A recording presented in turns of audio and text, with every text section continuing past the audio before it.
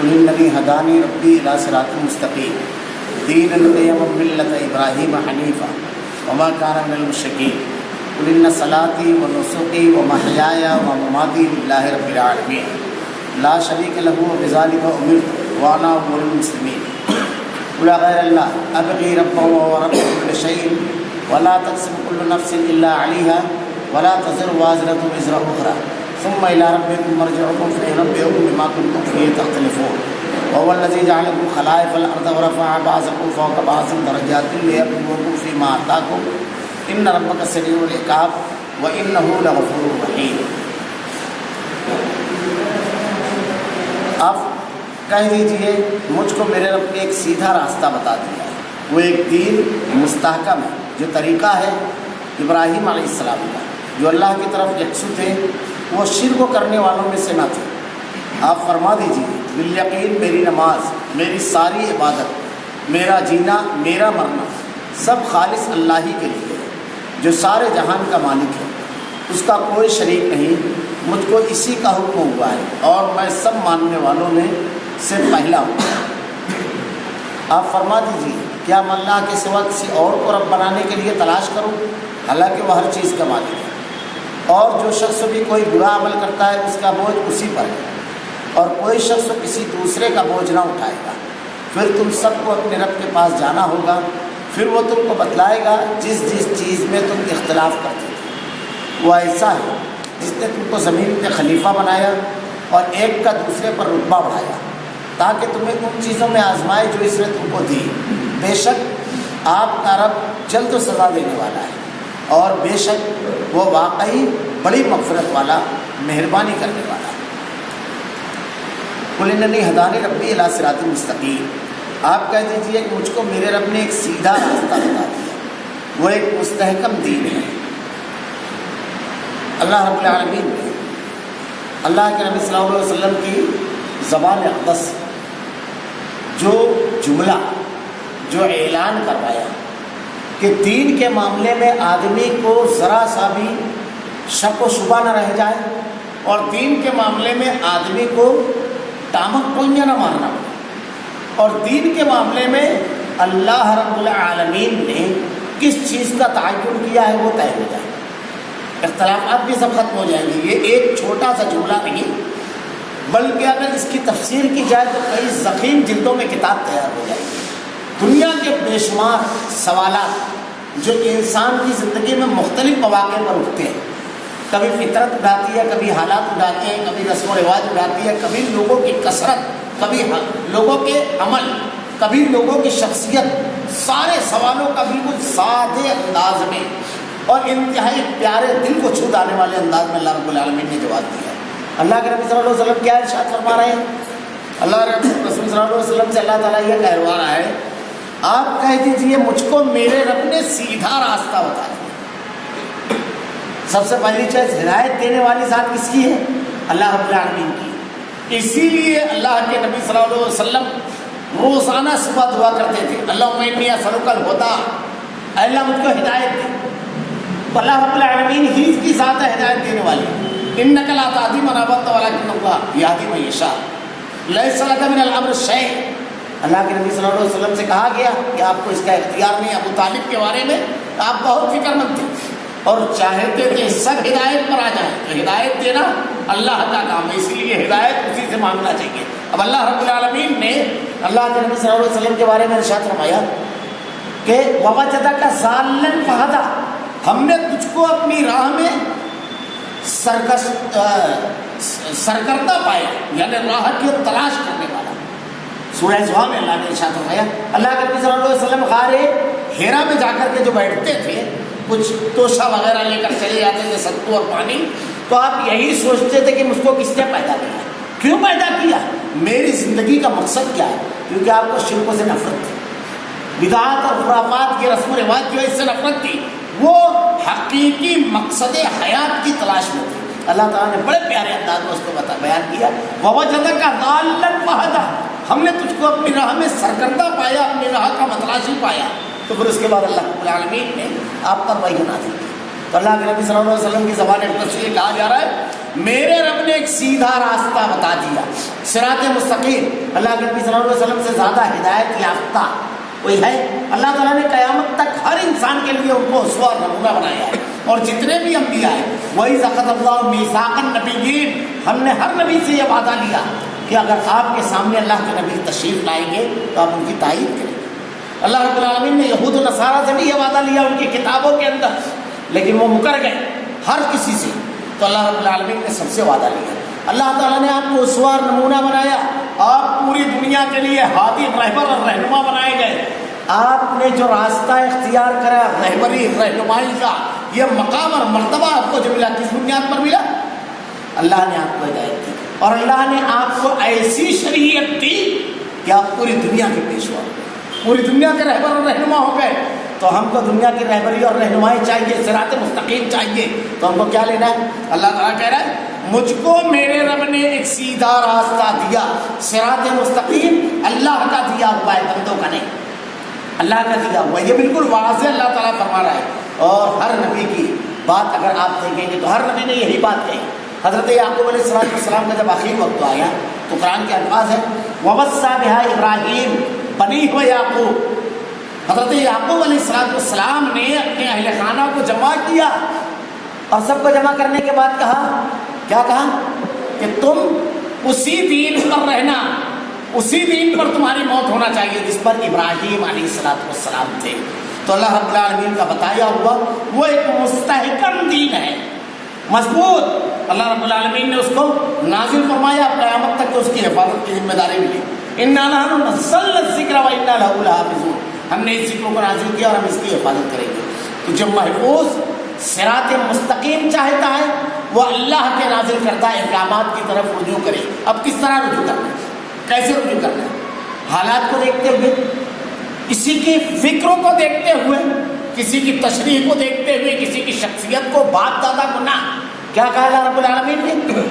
جو طریقہ دیناً قیما ملت ابراہیم حنیفہ، جو طریقہ حضرت ابراہیم علیہ السلام کا تھا، جو اللہ کی طرف یکسو ہو گئے، حنیف۔ یہ جو جملہ ہے اللہ رب العالمین نے حضرت ابراہیم علیہ السلام کو کئی مقامات پر کہا حنیف۔ حضرت ابراہیم علیہ السلام کو اکیلے کہا ان ابراہیم کان امہ، اکیلے ابراہیم علیہ السلام کو امت کہا۔ حضرت ابراہیم علیہ السلام کو کل المسلمین کہا، کیونکہ جب آپ کو کہا گا اسلم، تسلیم کرو، تو انہوں نے کیا کہا کہ قال اسلمت لرب العالمین، اے میرے رب میں مسلمان ہوا اور تسلیم کیا۔ حنیف کہا جاتا ہے ساری طرف سے نظریں ہٹا کر کے، یعنی کسی بھی طرف ایک ذرا سا رائے کے برابر بھی نظریں نہ ہو، یکسو ہو جانا اللہ کی طرف۔ کیسے حضرت ابراہیم علیہ السلام یکسو ہوئے؟ آپ نے پڑھا ہوگا، بارہا سنا ہوگا، آپ نے ستارے کو دیکھا، چاند کو دیکھا، سورج کو دیکھا، اللہ تعالیٰ ارشاد فرماتا ہے کہ فلما رأى القمر بازغا فلما رأى الشمس بازغة قال هذا ربي هذا اکبر فلما جن علیہ الليل رأى كوكبا، سب کو دیکھا، اس کے بعد کیا کہا انی وجہت وجہی للذی فطر السماوات والارض حنیفا، سب کی طرف سے اپنا رخ پھیر کر ایک اکیلے اللہ کی طرف رخ کر دیا، کسی کی طرف نہیں۔ اب آپ نے کیسے رخ پھیرا؟ دیکھیے جو اللہ کی طرف یکسو تھے وہ شرک کرنے والوں میں سے نہیں تھے، وما کان من المشرکین۔ کیسی یکسوئی تھی؟ جب آپ کو آگ میں ڈالا جانے لگا تو فرشتے نے آ کر کے کہا کہو تو اس آگ سے بچا لے۔ کیسی یکسوئی تھی؟ سامنے پورا لشکر، پوری فوج، پوری حکومت، پورا خاندان، قبیلہ اور پوری قوم، اس کے بعد مقابل میں جلتی ہوئی آگ، فرشتہ آ کر کے کہہ رہا ہے۔ لیکن یکسوئی حضرت ابراہیم علیہ السلام کی کیا تھی؟ حسبنا اللہ و نعم الوکیل، میرے لیے اللہ کافی ہے، اب مجھے کسی سہارے کی ضرورت نہیں ہے، اب میں مشکل میں آیا ہوں تو بچانے والی ذات اس کی ہے۔ یہ حضرت ابراہیم علیہ السلام کی یکسوئی کسی کو نہیں بتا، ایک جملہ تھا۔ آپ پڑھتے جائیے حضرت ابراہیم علیہ السلام کے واقعات، انتہائی نکھری ہوئی توحید تھی حضرت ابراہیم علیہ السلام کی۔ اور حضرت ابراہیم علیہ السلام کی شخصیت وہ ہے کہ تمام آسمانی مذہب کی دو تقسیم کی جاتی ہے، ایک آسمانی اور دوسرا غیر آسمانی۔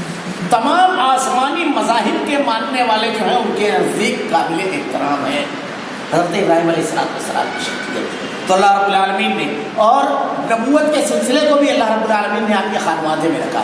بنی اسرائیل جو پورے بھی ہیں پورے، تو آپ کے دو بیٹے تھے، ایک حضرت اسحاق، ان کی اولاد میں سے بنی اسرائیل ہیں، اور ایک بیٹے تھے حضرت اسماعیل علیہ السلام، جن کی اولاد میں سے اللہ کے نبی صلی اللہ علیہ وسلم ہیں. تو نبوت آپ کے خانوادے میں، آپ کے گھرانے میں رہی. حضرت ابراہیم علیہ السلام کی طرح ایک سی. اب صرف یہ نہیں کہ عقیدہ اور منہج ایسا کہ جب مشکل آئی تو اسی کو پکارا، جب ضرورت آئی تو اسی کو پکارا، جب بھی زبان کھلی مانگنے کے لیے تو اسی سے مانگا، جب بھی سر کو جھکایا صرف اسی کے سامنے جھکایا، صرف اسی کے سامنے خالص، ذرا کبھی ملاوٹ نہیں رکھی. اب اس کے بعد اعمال کا معاملہ کیسا تھا؟ یہ عقیدے اور منہج کی بات. میں اکثر کہا کرتا ہوں لا کا مطلب کیا ہے. ہم جو پڑھتے ہیں کلمہ لا الہ الا اللہ محمد رسول اللہ، اس کا مطلب اگر ہم سمجھ لیں میں پوری بات سمجھ میں آ جاتی ہے. کلمے کا آغاز ہے، پہلا جملہ ہے لا نہیں، اس کے بعد ہے الا اللہ، سوائے اللہ کے. یہ زندگی بھر چلتا ہے. ہم بیمار پڑے، لا نہیں ہے کوئی شفا دینے والا الا اللہ، سوائے اللہ کے. ہم کو روزی میں تنگی ہوئی، لا کوئی نہیں ہے روزی دینے والا الا اللہ، سوائے اللہ کے. ہم کو اولاد کی ضرورت ہے، لا نہیں ہے کوئی اس کے سوا اولاد دینے والا. ہم کو عزت چاہیے، لا کوئی نہیں ہے، وَتُعِزُّ مَن تَشَاءُ وَتُذِلُّ مَن تَشَاءُ، عزت اور ذلت کرنے والا کوئی نہیں ہے. یہ زندگی بھر چلتا ہے لا. مصیبت میں، پریشانی میں، تکلیف میں لا کوئی نہیں ہے بچانے والا الا اللہ، سوائے اسے ایک اللہ کے. تو یہ زندگی بھر چلتا ہے. اور یکسوئی جب رہتی ہے تو مشکل ہو کہ آسانی، شکر کرتا ہے تو اسی کا، کبھی فخر نہیں کرتا ہے، کبھی اپنی صلاحیت نہیں. اللہ نے کوئی انعام دیا، زبان سے فوراً نکلتا ہے الحمدللہ، ساری تعریف اللہ تیرے لیے رب العالمین، تو نے عطا کیا. مصیبت میں آیا، اے اللہ ثابت قدمی دے. یہ دیکھیے حضرت موسیٰ علیہ السلام پر ایمان لانے والوں کو کیا کہا فرعون نے؟ جانتے ہو کیا کروں گا؟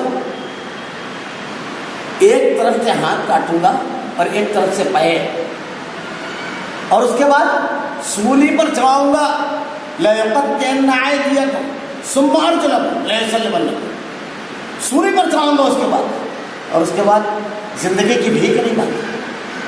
موت سامنے تھی، اور کیسی دردناک موت، ایک طرف سے ہاتھ اور ایک طرف سے پیر کاٹنے کے بعد سولی پر. تو کیا کہا؟ یہ عقیدہ، یہ توحید جب آتی ہے تو آدمی بہت مضبوط ہو جاتا ہے. میں کہتا ہوں نا، مشکلات سے لڑنے کا ہنر اور فن دیتی ہے توحید. اللہ کی عظمت جب دل میں بیٹھ جاتی ہے ساروں کی بڑائی چھوٹی ہو جاتی ہے. اللہ کی طاقت اور اختیار جب دل میں آ جاتا ہے ساری طاقتیں بے معنی ہو جاتی ہے. یہ نمرود کی آنکھوں میں آنکھیں ڈال کر گفتگو کرنا ابراہیم علیہ السلام کا، یہ فرعون کے مقام میں کھڑے ہونا حضرت موسیٰ علیہ السلام کا، اللہ کے نبی کا تنہا پوری دنیا کے سامنے کھڑے ہو جانا، یہی توحید ہے. یہ عقیدہ جب ساری طاقتیں بے معنی، صرف ایک اللہ کی طاقت، خوف نکل جاتا ہے، مرعوب کسی سے نہیں ہوتا ہے. تو کیا کہا انہوں نے؟ ربنا افرغ علینا صبرا وتوفنا مسلمین. زندگی کی بھیک نہیں مانگی بلکہ عالی شان موت مانگی. کیا کہا؟ اے اللہ ربنا افرغ علینا صبرا، اے اللہ ہمیں صبر، ثابت قدمی دے، اور اس حالت میں موت دینا کہ ہم مسلمان رہیں. زندگی کی بھیک نہیں مانگتا ہے، مسکراتے ہوئے موت کو گلے لگاتا ہے. کتنے واقعات ہیں. حضرت خالد بن ولید رضی اللہ تعالیٰ عنہ کہتے تھے تمہارا سابقہ ایک ایسی قوم سے پڑا ہے جو موت کو اتنی ہی محبوب رکھتی ہے جتنی تم زندگی.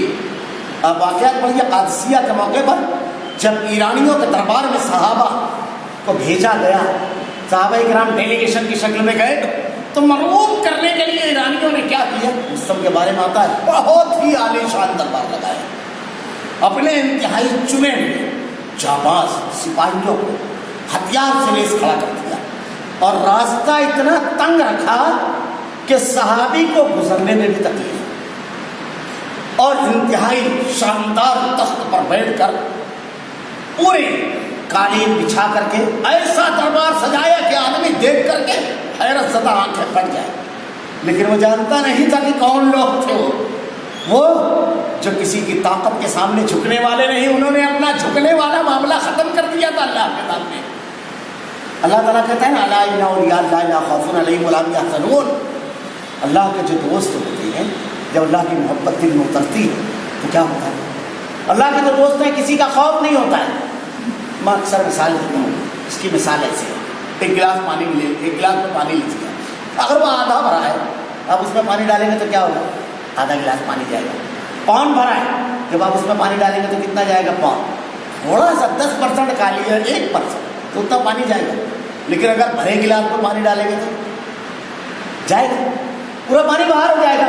یہی ہے الا ان اولیاء اللہ لا خوف علیہم ولا هم يحزنون. اللہ کے جو دوست ہوتے ہیں جب دل اللہ کے خوف سے لبریز ہو، اللہ کی محبت سے لبریز ہو، اللہ کی قوت و طاقت سے لبریز ہو، تو کوئی چیز اوپر سے ڈالیں گے تو آپ جائیں گے، باہر گر جاتی ہے، لیتا ہی نہیں ہے دل اندر، ذرا سا بھی مرغوبیت نہیں ہوتی ہے، زندگی کی ٹھیک نہیں مانگتا ہے، زندگی کے مشکلات کی آنکھوں میں آنکھیں ڈال کر کے مقابلہ کرتا ہے. تو صحابی جب گئے، روایتوں میں آتا ہے انہوں نے کیا کیا، جب دیکھا راستہ بڑا تنگ ہے، پہلا کام لباس بالکل معمولی سا تھا، تلوار نیام میں نہیں کپڑے میں لپٹی ہوئی تھی، اور بالکل بدن کپڑے لباس. لیکن آپ جب گئے، پہلے فوجی کو جب دھکا مارا تو وہ گرا، اس کے بعد دوسرے راستہ خود بخود چوکا، تن تنہا تھے اور ایک اور ساتھ. اس کے بعد جب اس کے دربار میں گئے تو نیزہ جو ہاتھ میں تھا اس کو ٹیکتے ہوئے پہنچے، انی اس کی جو ہے اس میں جو قالین تھی اس میں گھسی تھی، وہ دیکھ کر حیرت زدہ رہ گیا کہ اتنا اہتمام کرنے کے بعد آنکھوں میں خوف کا شائبہ نہیں. اور اس کے بعد اس سے کہتے کیا ہیں؟ کہتے ہیں 3 چیزیں تمہارے سامنے پیش کرتی ہیں. اسلام قبول کرو، اللہ جو اس پوری کائنات کا خالق و مالک ہے اس کی ربوبیت کو تسلیم کرو، اس کے سامنے اپنے سر کو جھکاؤ، اسلم تسلیم، چاہے اسلام قبول کرو، اور نہیں تو پھر جزیہ تو ہم کو، ہم تمہاری مشکلات، تمہاری تکلیف ہر جگہ کھڑے رہیں گے، تمہاری حفاظت کریں گے، اور نہیں تو میدان جنگ میں تلوار ہمارا اور تمہارا فیصلہ کرے گی. وہ کہتا ہے کہ تم بالکل بے سہارا بدو، تہذیب و تمدن سے آشنا، یہ چتھڑوں میں لپٹی ہوئی تلواریں اور اس لباس میں ہمارے پاس آئے ہو اور ہم سے جزیہ طلب کرتے ہو، ہم کو میدان جنگ میں للکارتے ہو. جانتے ہو کس سے مخاطب ہو؟ وہ نہیں جانتا تھا کہ کس سے مخاطب ہے. یہ تو رب کی عظمت دل میں اتار چکے تھے، یہ تو اللہ کی توحید سے سرشار تھے، ان کے دل میں کہاں کسی کا خوف. یہ چھوٹی سی فوج فرشتوں کے لشکر کو جو جانتا ہے، اللہ کی قدرت اور اس کے اختیار اور طاقت کو جو جانتا ہے، اللہ تعالیٰ کے بے شمار لشکری ہیں، ایک لشکری کو چھوڑ دیتا ہے ساری قوتیں ختم ہو جاتی ہیں. فرعون پورے لاہو لشکر کے ساتھ، ایک لشکری اللہ نے پانی کو چھوڑ دیا، ختم ہو گیا. نہیں تو وہی پانی تھا.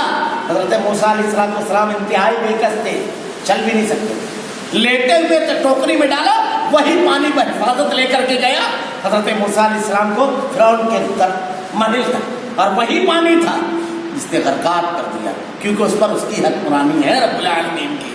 تو تم سے ایک چھوٹی سی مخلوق کے سامنے نہیں ٹک سکتے. اس کے بعد ایک حرکت دی اس نے، بڑا ذہین ہوتا ہے مومن. مشرک بے وقوف ہوتا ہے، مشرک بزدل ہوتا ہے، مشرک ڈپریشن میں آ جاتا ہے، مشرک شخصیات سے مروب ہوتا ہے. مومن مروب ہوتا ہے، کتنا بھی بڑا آدمی مروب نہیں ہوتا ہے. تو اس نے کیا کیا، مٹی اٹھا کر کے ایک ٹوکرے میں بھری اور ان کے سر پر رکھ دی اور کہا یہ جاؤ. تو فوراً تیزی سے نکلے اور کہا انہوں نے تو خود اپنی مٹی دے دی، ٹوکرے میں بھر کر کے ملک کو خود دے دیا. بعد میں احساس ہوا، سپاہی دوڑائے کہ ہم نے کیا غلطی کر دی.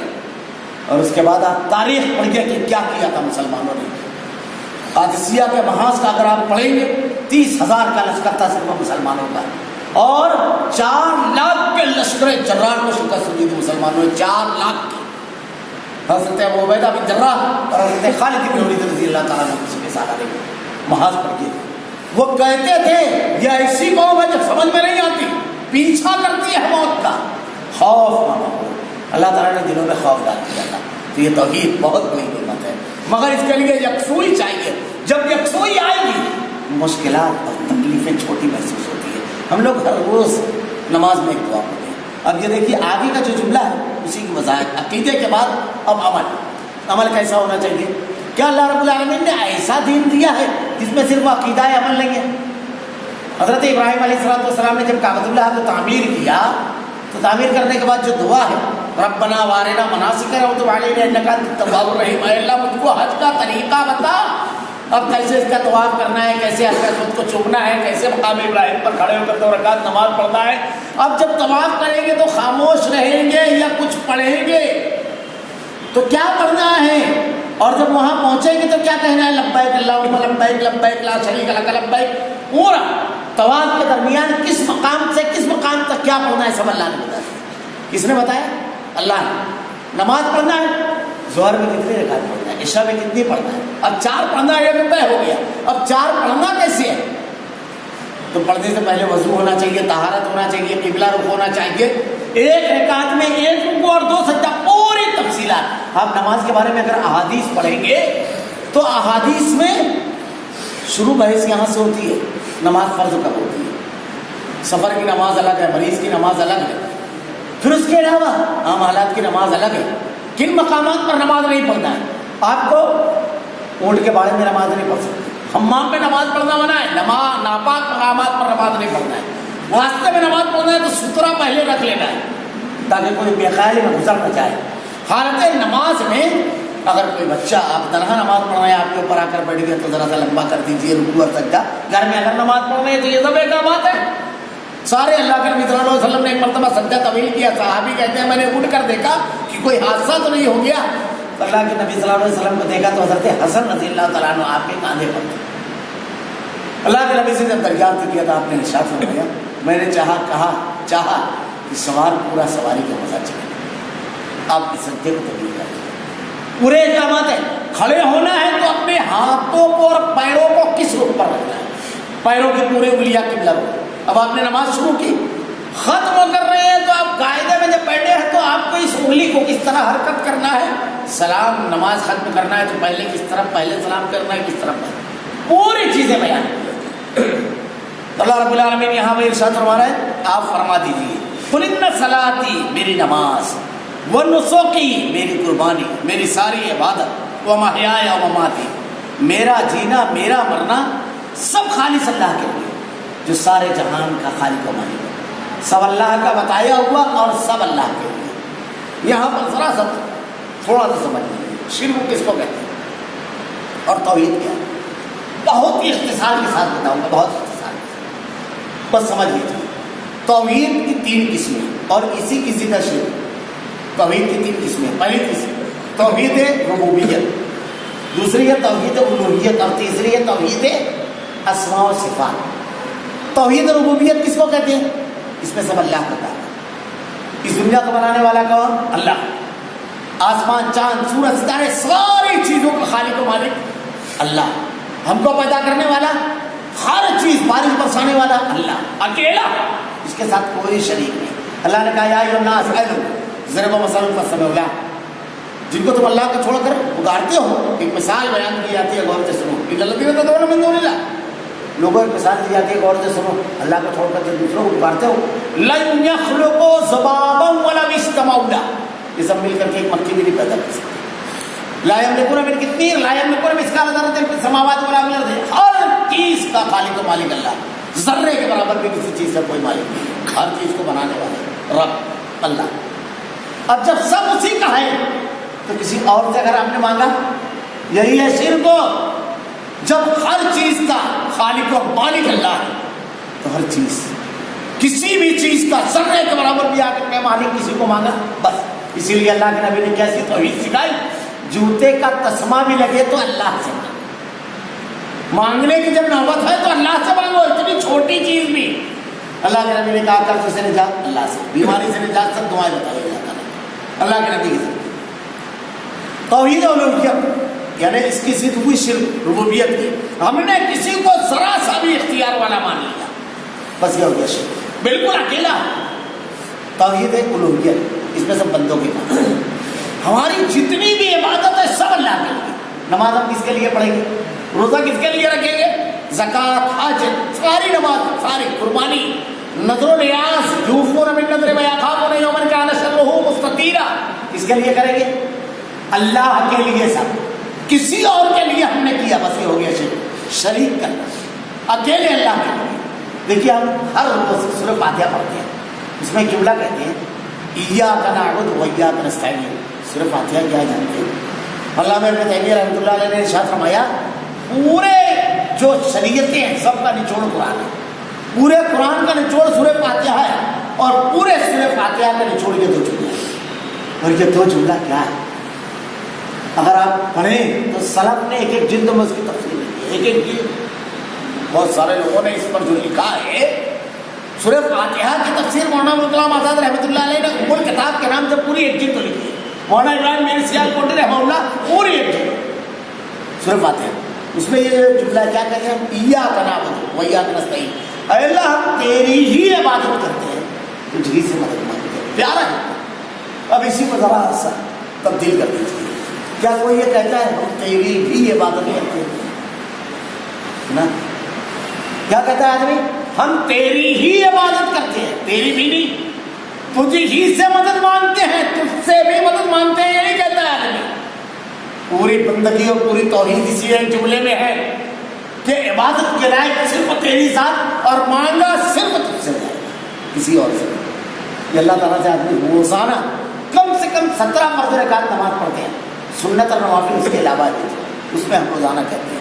تو توحید ربوبیت, توحید الوہیت, توحید اسماء و صفات, اللہ تعالیٰ کے جو نام ہیں جو صفتیں ہیں جیسا بیان کیا گیا ویسے ہی ماننا. اب اس کی جیسے اللہ تعالیٰ نے کہا کہ اللہ رب العالمین کہا, اب ہم کو یہ نہیں دیکھنا ہے کہ کیسا ہے کیونکہ کیفیت بھی بیان کی گئی اس لیے ہم مانتے ہیں. بس سلف کا طریقہ ہے. دوسری بات ایک واقعہ یاد آ گیا. شیخ الاسلام امام المناظرین مولانا ثناء اللہ نصری رحمۃ اللہ علیہ سے ایک پنڈت نے کہا کہ تم کہتے ہو شرک نہیں کرنا چاہیے, اللہ بھی سنتا ہے ہم بھی سنتے ہیں, یہ تو شرک ہو گیا نا.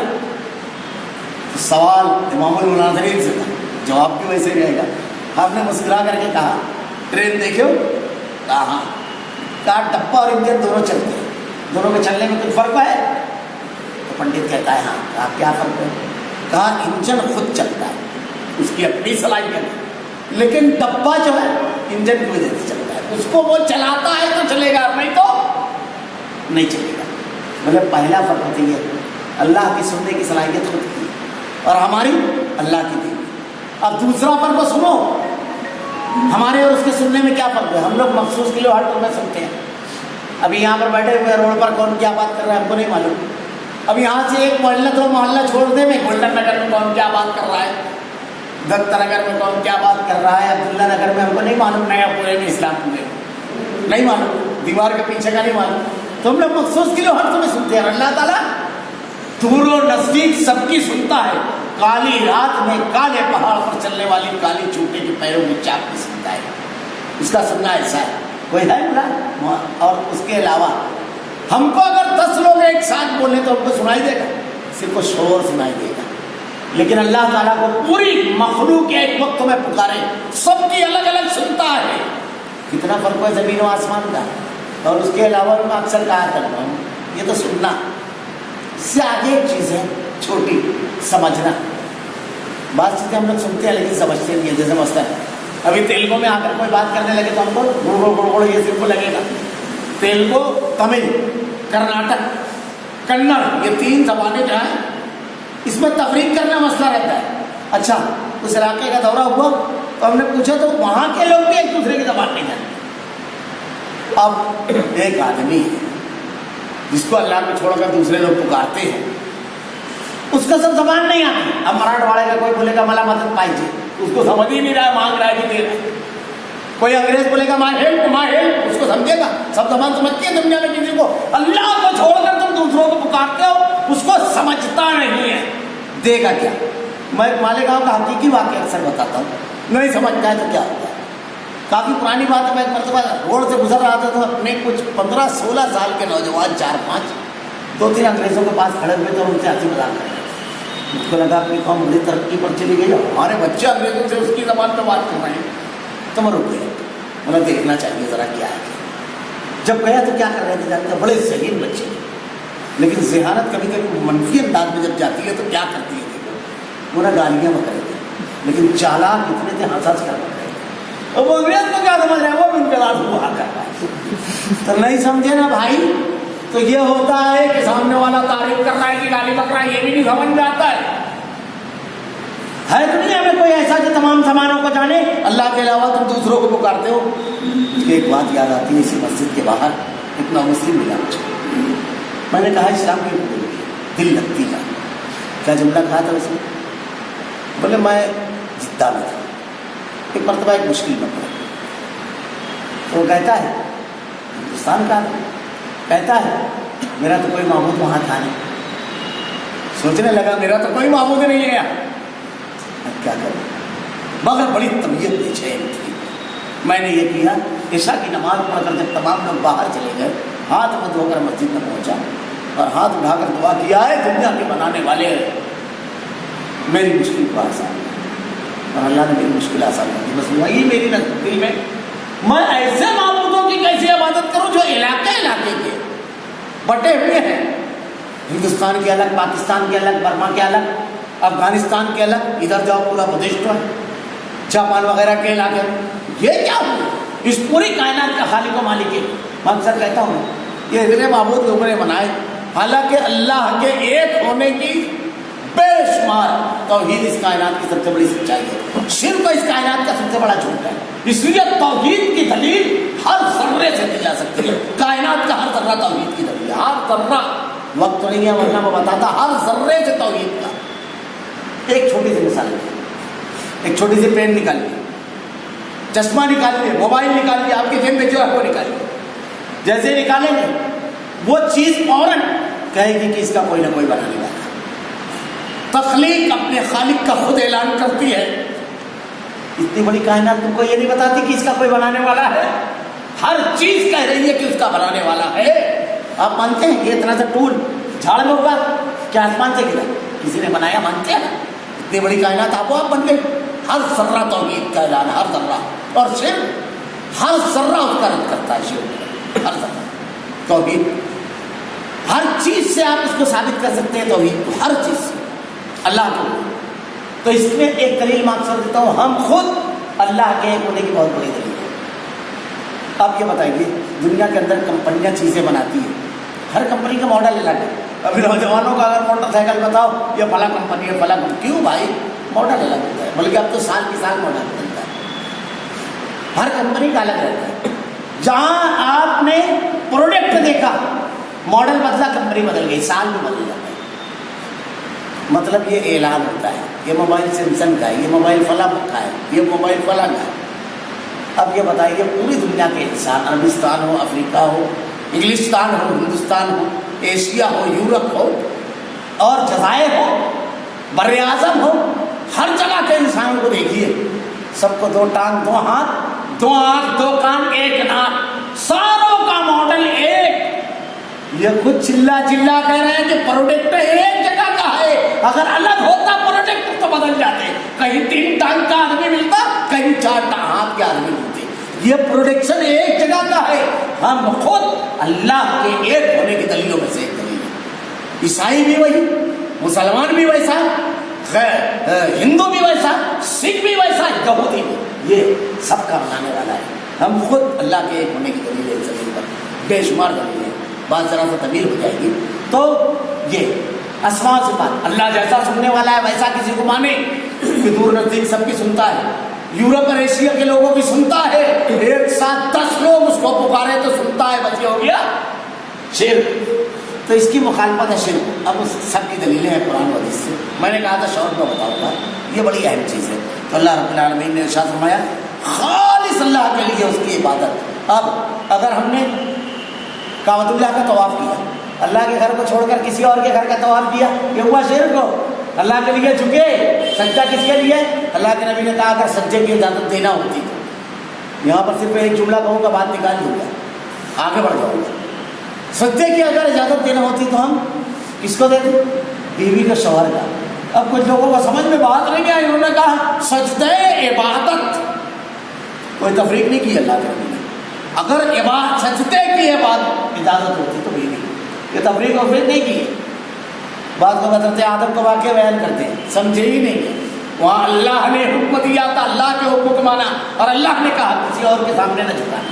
میں تو اکثر ایک جملہ کہتا ہوں عقیدے کو سمجھ گئے اللہ کے جناب میں جب ہم جائیں تو کہہ سکیں اللہ اس پیشانی میں اتنے سجدے نہیں لا سکا جتنا تیرا حکم تھا، جتنا تیرا انعام تھا رب العالمین، بہت تھوڑے سجدے لایا ہوں اللہ، مگر رب العالمین بے داغ پیشانی لایا ہوں، کبھی کسی اور کے سامنے نہیں جھکایا اللہ، سجدے تھوڑے ہیں پیشانی بے داغ ہے رب العالمین، اب تیرے رحم کی طرف امید اور نظریں اٹھا کر دیکھ رہا ہوں اللہ رحم کرنا، بے داغ پیشانی لے کر جانا، عمل تھوڑا لے کر جانا، لیکن یہ اللہ کی جناب میں کیسے کروں رب العالمین خالص لایا ہوں، کوئی ملاوٹ نہیں ہے، جتنا تیرے نبی نے بتایا جیسا بتایا بس ویسا ہی لے کر آیا، یہی چیز یہ دعائیں تو بیان کی گئی، خالص عقیدہ اور ساری عبادتیں کس کے لیے؟ اکیلے اللہ کے لیے، کسی اور کے لیے نہیں۔ اب ہم کسی کے لیے عبادت نہیں کرتے، دنیا راضی ہو ناراض ہو کوئی پرواہ نہیں ہے۔ اب لا شریک اللہ وبذالک امرت وانا اول المسلمین، اس کا کوئی شریک نہیں، مجھ کو اسی کا حکم دیا گیا نبی سب، اور میں سب ماننے والا ہوں، پہلا انا اول المسلمین، بالکل پہلا ہوں۔ اللہ کے نبی نے کہا، سب نے کہا، سارے انبیاء نے یہ بات کہی، میں ماننے والا ہوں اللہ کے ساتھ کوئی شریک نہیں، کھلا غیر اللہ رب ابھی رب و رب کل شیء، آپ فرما دیجیے کیا میں اللہ کے سوا کسی اور کو رب بنانے کے لیے تلاش کروں، حالانکہ وہ ہر چیز کا مالک ہے، ولا تقسم کل نفس الا علیہا، جب وہ ہر چیز کا مالک ہے تو اس کو چھوڑ کر کے جس کے پاس کچھ نہیں ہے اس سے مانگو، فقیر ہے سب، یا ایھا الناس انتم الفقراء، اللہ تعالیٰ نے کہا فقیر۔ حضرت موسیٰ علیہ السلام کون تھے معلوم؟ 5 جلیل جو اولو العزم انبیاء ہیں اس میں سے ایک حضرت موسیٰ علیہ السلام، اللہ سے ہم کلام ہوئے، لیکن کیا کہا؟ رب انی لما انزلت الی من خیر فقیر، اے اللہ جو بھی بھلائی تو میری طرف نازل کرے میں اس کا فقیر ہوں۔ میں اکثر کہتا ہوں مشرک بے وقوفی کی انتہا اس کو کیا ہے؟ آپ نے کبھی کسی فقیر کو فقیر سے مانگتے دیکھا؟ بلکہ اگر کوئی فقیر کسی دکان پہ کھڑا ہو تو ذرا رکا رہتا ہے، ایک ساتھ گئے تو $1 میں 2 نکال دے گئے، تو ذرا رک کر دیکھیے آج تک کسی فقیر جو خود مانگ رہا ہے اس سے کون مانگے؟ فقیر کو بھی اتنی عقل ہے کہ فقیر سے نہیں مانگنا ہے، مشرک اتنا بھی نہیں جانتا۔ اللہ نے کہا یا ایھا الناس انتم الفقراء، سب فقیر، جس کے پاس کچھ نہیں ہے اس سے مانگا، اتنی عقل بھی اس کے اندر نہیں ہوتی ہے، مشرک فقیر سے بھی کما کر لیتا ہے، بے وقوف، اسی لیے اللہ تعالیٰ نے کہا صحبت طالب والمطلوب، کتنا بے وقوف ہے جو مانگ رہا ہے اور کتنا کمزور ہے جس سے مانگا جا رہا ہے۔ اللہ تعالیٰ نے اسی لیے کہا وَمَن يَرْغَبُ عَن مِّلَّةِ إِبْرَاهِيمَ إِلَّا مَن سَفِهَ نَفْسَهُ، بے وقوف تو وہی ہے جو ملت ابراہیمی کی پیروی نہ کرے، وہ لوگ بے وقوف۔ چھوٹا سا واقعہ بیان کر کے میں تیزی سے آج انشاءاللہ سورہ انعام سے میں ترجمہ کر دوں گا، ایک ایک لفظ کہوں گا، یہاں توحید کی وجہ سے اس لیے میں اس کو بتاتا رہتا ہوں کیونکہ توحید کا مضمون اتنا بیان کیا گیا ہے قرآن میں۔ ہم پیدا ہوتے ہیں تو اذان دی جاتی ہے، ایک روایت ہے جس پہ لوگوں نے کلام کیا وہ لوگ اذان تبدیلی کرتے ہیں، مرنے لگے تو اللہ کے نبی کہتے ہیں لقنوا موتاکم لا الہ الا اللہ، اس کو کلمے کی تلقین کرو، قبر میں لکیری نہ آئے تو کہا من ربک، توحید۔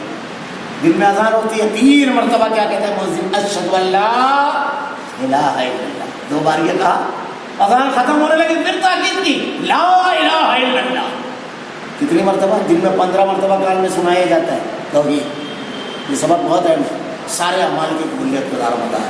تو خیر میں آ رہا تھا مشرک بھی ہو، میں یہ واقعہ مگر میں ریپیٹ کرنے کے لیے، میں ایک مرتبہ سفر سے لوٹ رہا تھا، کتنا بے وقوف ہوتا ہے مشرک، حیدرآباد سے، تو میرے کیبن میں سب غیر مسلم بیٹھے، تو اب وہ ایک مقام ہے وہاں سے آ رہے تھے، تو وہ لوگ آپس میں بات کر رہے تھے، ایک بولے میں 50,000 دان کیا، ایک بولے میں 15,000 دان کیا، ایک بولے میں چاندی کی زبان دیا، تو میں بیٹھا ہوا تھا، کہاں بولا آپ کہاں سے آ رہے ہیں؟ بولے تروپتی، بولے یہ کہا ہے؟ بولے آپ نہیں جانتے؟ بولے جانتا ہوں، بڑا مشہور شہر ہے ساؤتھ کا، تو کہا وہیں سے، تو بولا کہاں گئے تھے؟ بولے بھگوان کے درشن کرنے، بولے بھگوان کا، بولے آپ نہیں جانتے؟ بولے نہیں، میں تو اللہ کو جانتا ہوں، بولے جیسے اللہ ہے نا ویسے ہی بھگوان، بولے نہیں نا بہت فرق ہے۔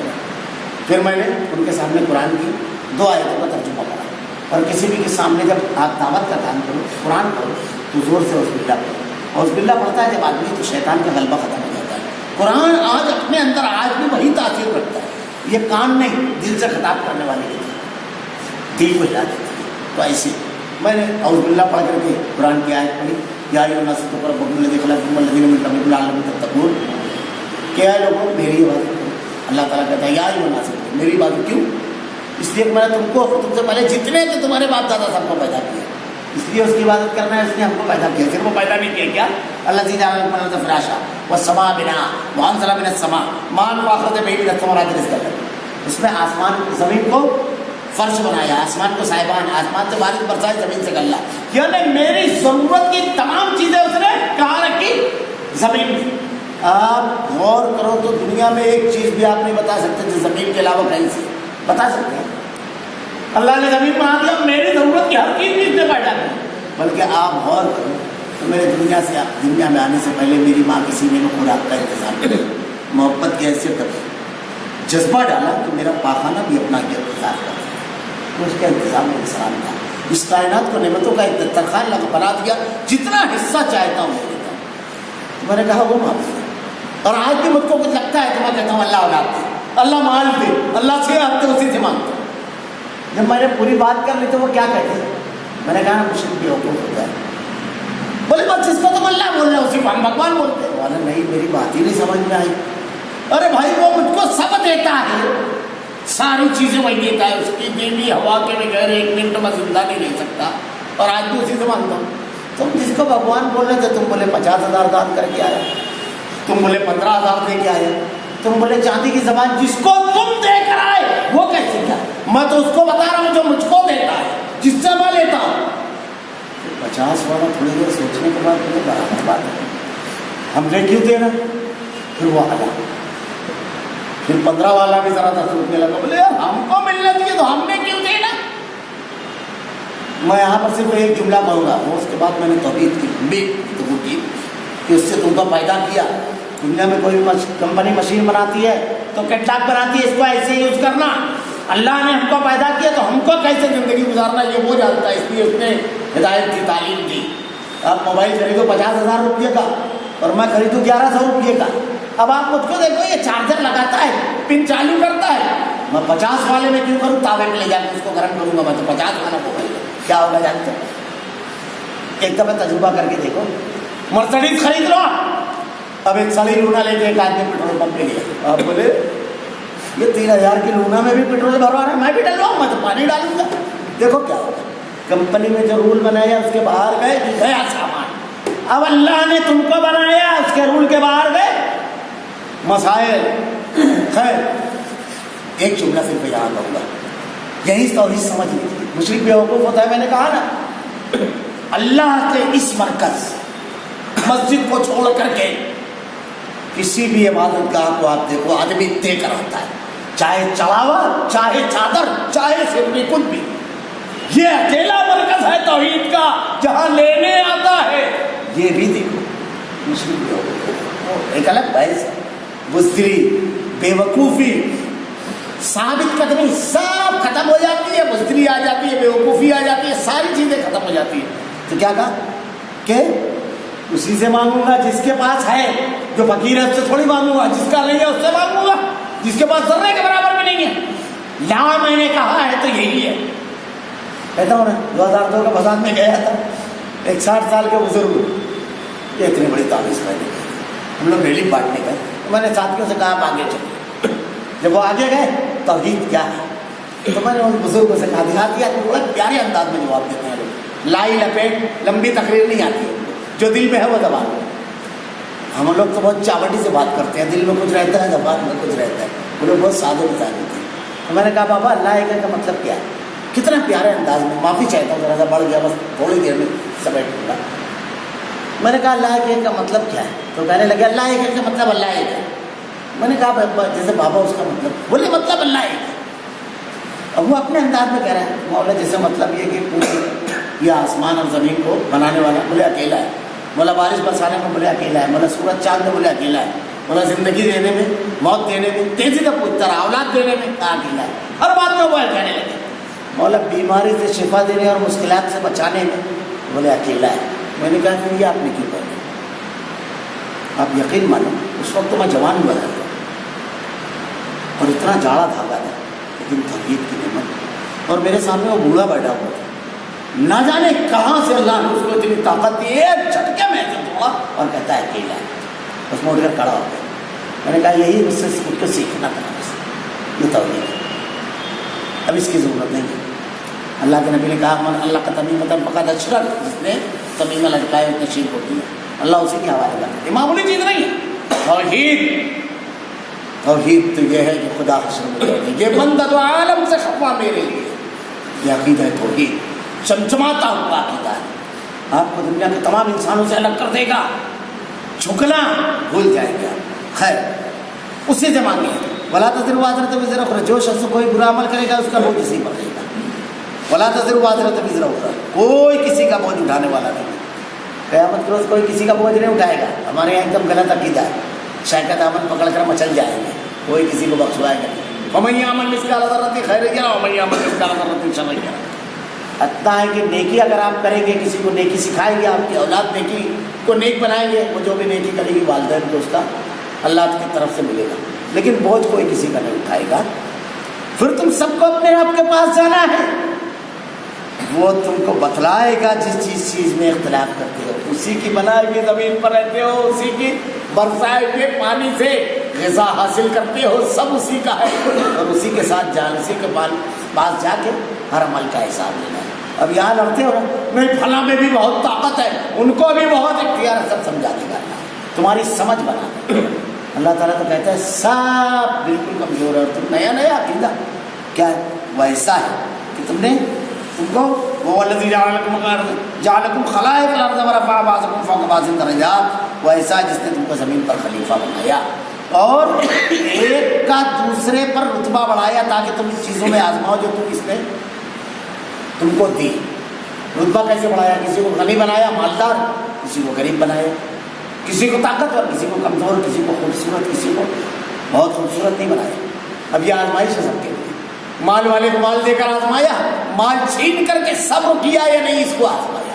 ہر کسی کو آزمائش ہے, آپ یہ سمجھیے نہیں. ہر کسی کو اللہ آزما رہا ہے. ہر کسی کو, طاقت والے کو طاقت دے کر آزمایا, ظلم کرتا ہے کیا؟ مظلوم کو کمزوری دے کر آزمایا. یہ سب کرتا ہے نہیں. محروم کو بھی آزما رہا ہے, جس کو دیا اس کو بھی, سب کو آزمائے. بے شک آپ کا رب جلد سزا دینے والا ہے. اب ظالموں کو سزا دے گا, اور بے شک واقعی وہ بڑی مغفرت کے والا ہے, بہت معاف کرنے والا ہے. اللہ تعالیٰ کی رحمت اس کے غضب پر غالب ہے. لا تقنطوا من رحمت اللہ, اللہ کی رحمت سے نا امید نہ ہو. یہ اسی رحمت کا حصہ ہے کہ ایک جانور اپنے بچے کو کچلتا نہیں ہے, اسی رحمت کا حصہ ہے. اللہ کی رحمت اللہ کے غضب پر غالب ہے, بڑی مہربانی کرنے والا ہے.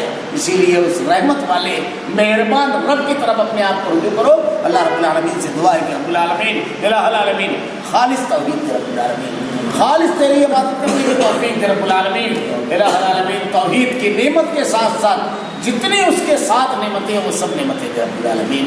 الہ العالمین تیرے کلام کو پڑھنے, سمجھنے اور اس پہ نازل کردہ احکامات پر عمل کرنے کی توفیق دے. اللہ ہم تیرے بڑے کمزور بنتے ہیں رب العالمین, ہمیں ہدایت دے رب العالمین, ہمیں گناہوں سے بچا رب العالمین, ہمیں نیکیوں کا ذوق دے, نیکیوں سے محبت دے, جنت میں لے جانے والے اعمال کرنے کی توفیق دے. ہمارا خاتمہ ایمان پر فرما. ربنا لا تزغ قلوبنا بعد إذ هديتنا وهب لنا من لدنك رحمة إنك أنت الوهاب. سبحانك اللهم وبحمدك أشهد أن لا إله إلا أنت أستغفرك وأتوب إليك.